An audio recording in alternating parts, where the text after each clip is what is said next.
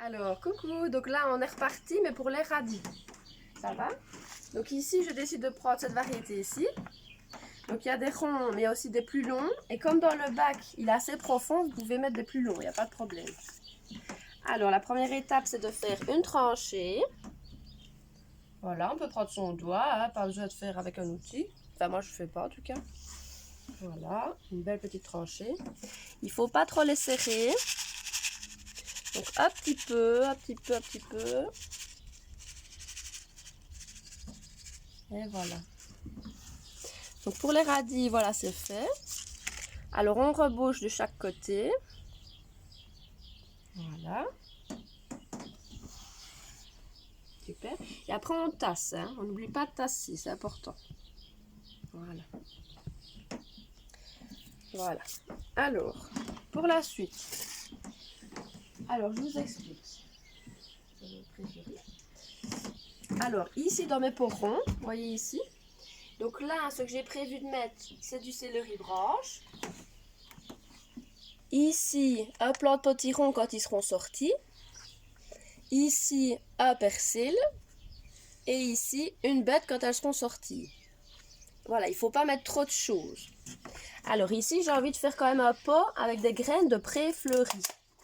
Donc c'est assez à la mode.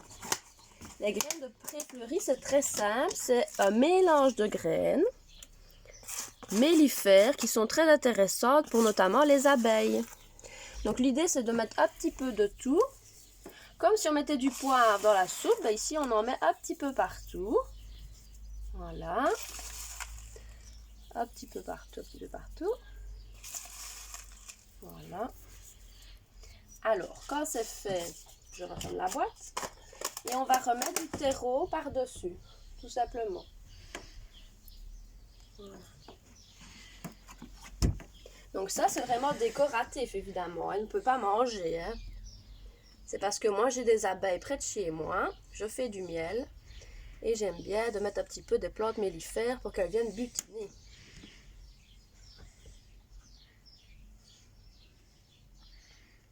Voilà.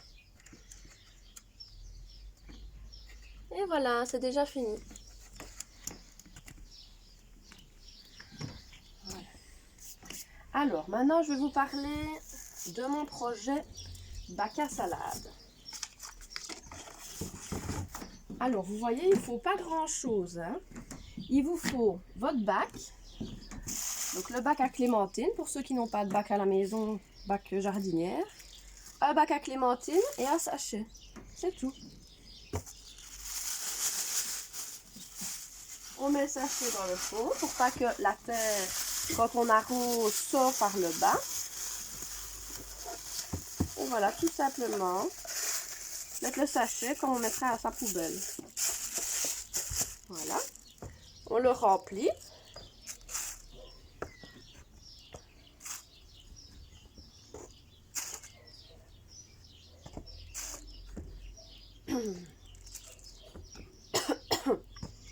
Donc voilà, j'espère que vous avez assez de terreau à la maison. Sinon, maintenant, les bricots et les hubos sont ouverts, donc vous pouvez y aller. On tasse bien.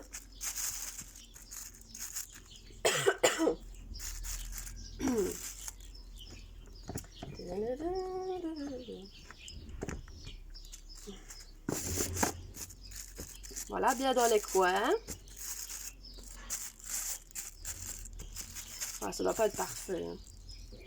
Alors, l'avantage avec ceux en bois comme ceci, c'est que je vais les mettre à l'intérieur chez moi. Pour que les plantes poussent plus vite. Parce que mine de rien, la nuit, il fait plus froid. Et donc, les plantes ont plus difficile à pousser. Donc, pour que ça aille plus vite, ben moi, je vais les mettre chez moi, près d'un puits de fenêtre, où il y a du soleil. Voilà, mon bac est fini. Je vais le mettre là. Alors, j'ai décidé de mettre les salades à couper maintenant. Hop. Alors, les salades à couper, il y a soit en vrac, donc les graines normales, soit il y a des petits rubans. Voilà, je vous montre. Donc ça, c'est des graines normales, mais il y a des petits rubans en papier qui sont super bien faits, beaucoup plus faciles à utiliser, parce qu'ils se décomposent tout seuls et les graines sont à juste distance, en fait. Donc voilà.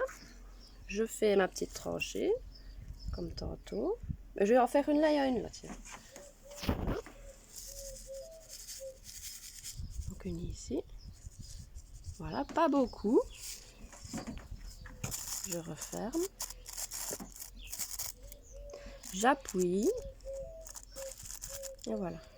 Donc là, j'ai déjà une ligne de plants de salade à couper. Alors, je vais faire une autre ici parce que celle-ci sera dehors et celle-ci à l'intérieur. Donc, celle qui va aller dehors, elle poussera évidemment plus lentement vu qu'il fera plus froid la nuit. Donc, je refais une tranchée. Voilà, un petit peu partout. Voilà, parfait.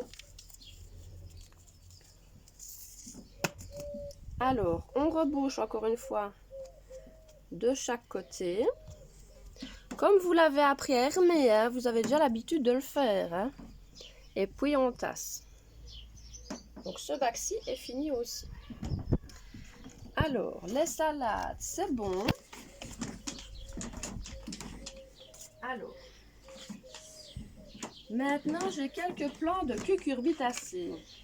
Donc nous avons, je l'ai dit, du potiron, des potimarrons et des courgettes. Donc tout ceci, ça doit aller à l'intérieur pour que ça prenne plus vite. Alors on va les mettre là, on va commencer par là. Donc je vais faire 2 de potirons. Allez, 2 de potimarron. On prend les graines les plus bombées parce que c'est celles qui ont mieux survécu à la sécheresse. Alors 2. Voilà. Alors. Donc potiron, on va les mettre ici. 1, 2.